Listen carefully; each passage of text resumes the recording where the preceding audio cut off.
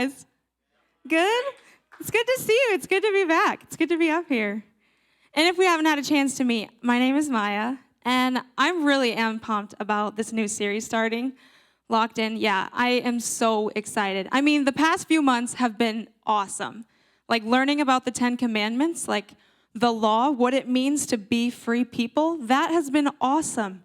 Then last week, we got to talk about the literal greatest moment in history, the resurrection, and the hope that we get to live in because of it, right? And now we get to kick off Locked In. And during this series, we get to answer a really important question. How? How do we live out our faith? What does it actually look like to walk with Jesus every day? So this series is all about the spiritual disciplines that you and I are called to practice to become disciples of Jesus. And tonight, we're going to be specifically focusing on prayer.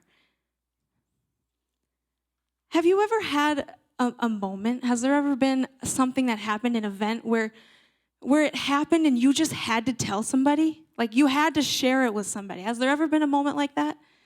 Maybe you got a really good grade on your algebra test and you had it wouldn't be me. But maybe you did and you just had to share it, like put it on the fridge, tell somebody. Maybe you made the varsity team. Maybe your crush finally talked to you and you just had to share it. Maybe you got tickets to that concert that you've been wanting to go to for so long. Maybe there's a new movie that came out and you just had to tell somebody about it. You got to go see it.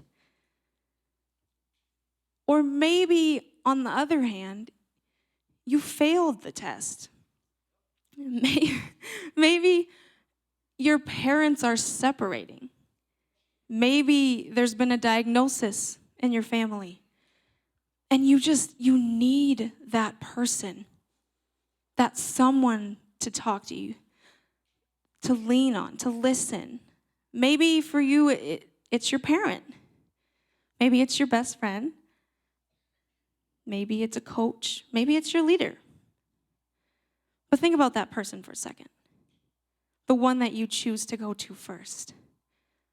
There's a person in your life that you trust, that you have relationship with. It's that person who listens and is always there for you.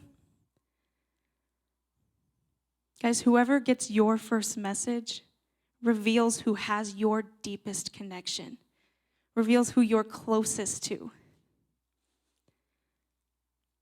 So let me ask you something tonight. Is that person that you're thinking of God? And now I don't ask that to shame you or to make you feel bad or to get a rise or an emotion out of you. I say that because that's seriously a question that we all have to ask ourselves. It's something we all have to reflect on and correct in our lives. There are so many moments when we don't talk to God. And I don't think it's because we don't believe in him. I don't think it's because we don't love him. I think it's because prayer has become that backup plan. Prayer has become something that you do when you need something from God, when you need God to do something for you or take something away, rather than a lifeline or something that you do because you actively want to pursue relationship with him. But to Jesus, prayer was a first response. Prayer was a need. It was necessary for Jesus to pray. I mean, to Jesus, prayer was connection with God. It was relationship with God. It was strength from God, access to God, and power. Guys, prayer isn't just something that we're called to do because we call ourselves Christians. Prayer is what makes a Christian locked in. And so tonight, we're actually going to break down a really important moment of prayer in Jesus' life in Luke chapter 22, verses 39 through 44. So this moment is the moment right before the cross. Jesus is in the garden with his disciples, and he asks them to pray, and he goes off and prays. It says, Jesus went out, as usual, to the Mount of Olives, and his disciples followed him. On reaching the place, he said to them, "Pray that you will not fall into temptation." He withdrew about a stone throw beyond them, knelt down, and prayed, "Father, if you are willing, take this cup from me. Yet not my will, but yours be done." An angel from heaven appeared to him and strengthened him. And being in anguish, he prayed more earnestly, and his sweat was like drops of blood falling on the ground. Okay, let's just start with verse 40. On reaching the place, he said to them, "Pray that you will not fall into temptation." Prayer is something that we should do. It's something that we need to do to keep close to the Father, to stay connected to God. And prayer also gives us the strength to live the way that God has called us to live, right? But here in this verse, we specifically see prayer as a weapon against sin, and more specifically, a weapon against temptation. I mean, maybe you're someone who finds themselves falling into temptation time and time and time again, the same temptation, the same sin. I would say that that's a good indicator that your prayer life needs to change a little. We pray, guys, because we need God. Prayer keeps us rooted in his guidance. It helps us stay close. Now let's look at the next verse. Verse 41. He withdrew about a stone's throw beyond them, knelt down, and prayed. How much of your prayer life is private? The first two words of this verse are he withdrew. I mean, just those two words alone say so much about what a healthy prayer life should look like. I mean, time and time and time again in the Gospels and in Luke alone, we see Jesus walking away, withdrawing, spending time with God alone. I mean, that's a pretty good indicator that we should be doing that too, right? Real relationship with God requires real time spent with God, real hours put into relationship with God when nobody else is watching. There has to be a part of your prayer life that isn't just for show, that isn't seen by your friends, that isn't seen by your family, that's just between you and God. I mean, because if the only time that you pray is when people are watching, that's not relationship. I mean, at that point, that's a performance. And the next verse, verse 42, which is arguably the most important prayer verse, the most important prayer moment in the Bible. It says, "Father, if you are willing, take this cup from me. Yet not my will, but yours be done." Jesus first says, "Take this cup from me." I mean, he's asking God to remove the situation, to change the situation. And I think some of you tonight need to hear that it's okay to be honest with God. It's okay to bring your real feelings, your true feelings, and lay them at his feet. God is big enough for your questions. He's big enough for your feelings, for your worries. He can handle it. But the key here is he didn't stop there.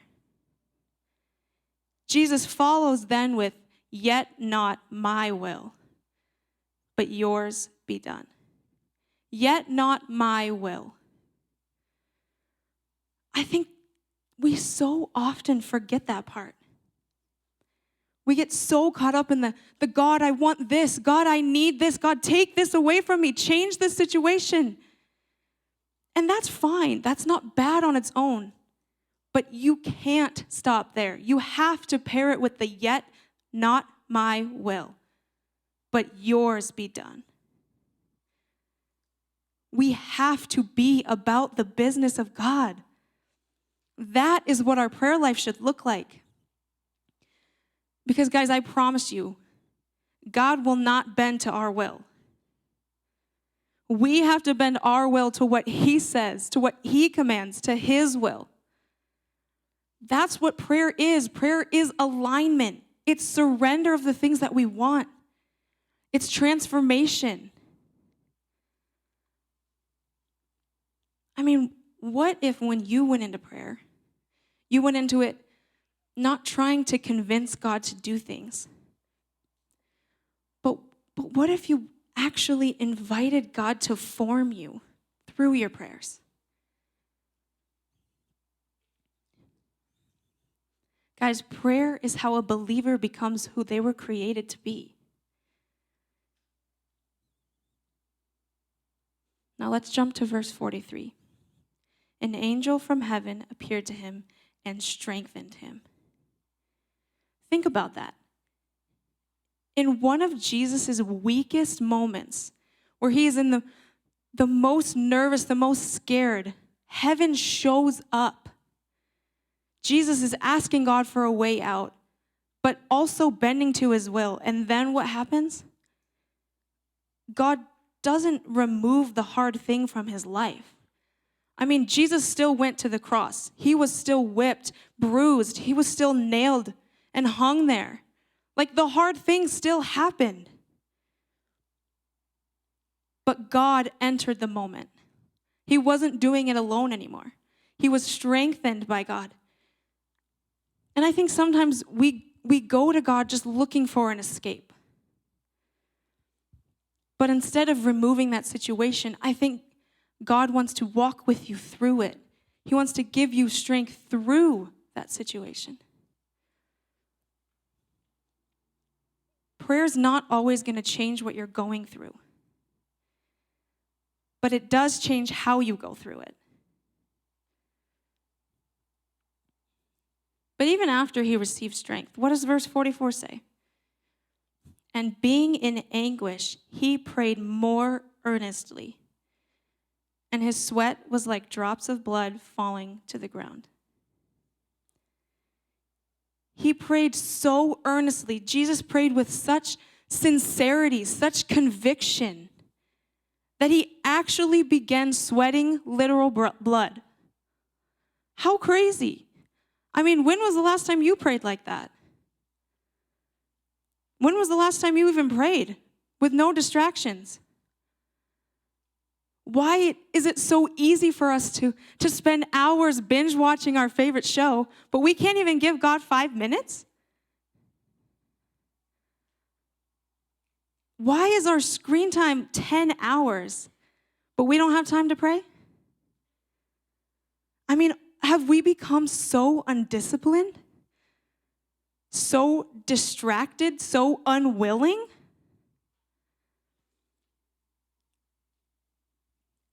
Prayer is the way that we as disciples stay in connection to God, that we align our hearts to his will. And I promise that as you pray, the more that you pray, the more of a difference you'll see in your life. And you'll notice when your life is covered in prayer versus when it's not. I mean, I even look back at my own life. Prayer never seemed to be a serious thing. I mean, I would pray before meals. My parents would pray for me. I would pray at church with small groups. But I didn't really have my own prayer life. But this year, I have felt God calling me to pray more, to be in his presence, and specifically to pray in private and to pray in secret, to pray alone. So I made time. I would adjust my schedule so that I could pray in the mornings. And it's changed me so much. I mean, I carry the things in my life differently. I see people differently. I talk to God more. I notice his presence more, even in random moments. Like my thoughts are even healthier. Temptation in my life feels less of I feel less of a pull. I don't want to gossip anymore. I don't want to judge people. I feel closer to him.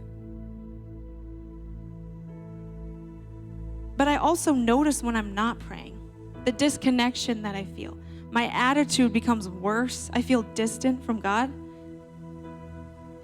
And just praying like has made it so clear that the problem isn't that we don't believe in prayer, because we do. The problem is that we don't practice prayer. I mean, so many of us crave to be close to God. We crave to feel his presence. We want to be near to him. But we don't want to do the very thing that brings us close to him. We can't call ourselves locked in if God isn't the one that we're running to. It's that simple. And so I think tonight we're forced to confront some questions, reflect on some hard questions.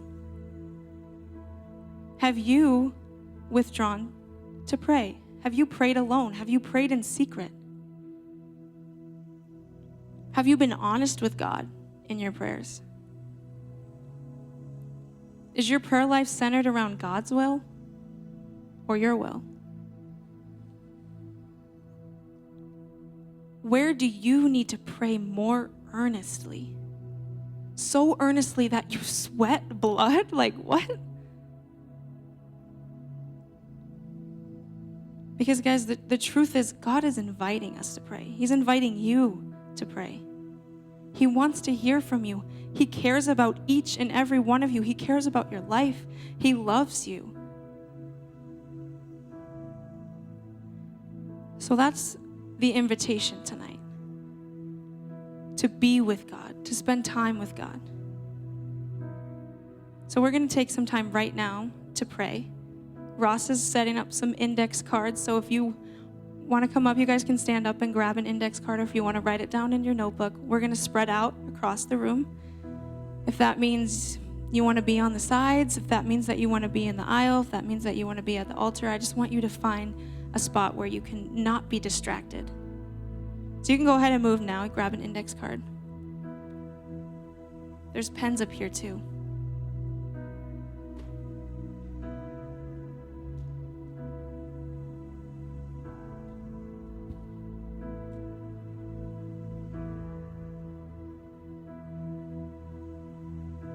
There's going to be a few prompts on the screen. And you don't have to do all of them. You don't have to write on all of them. But just pick one or two that stands out to you. And take a few minutes. And when you're done with that, just sit and listen for God.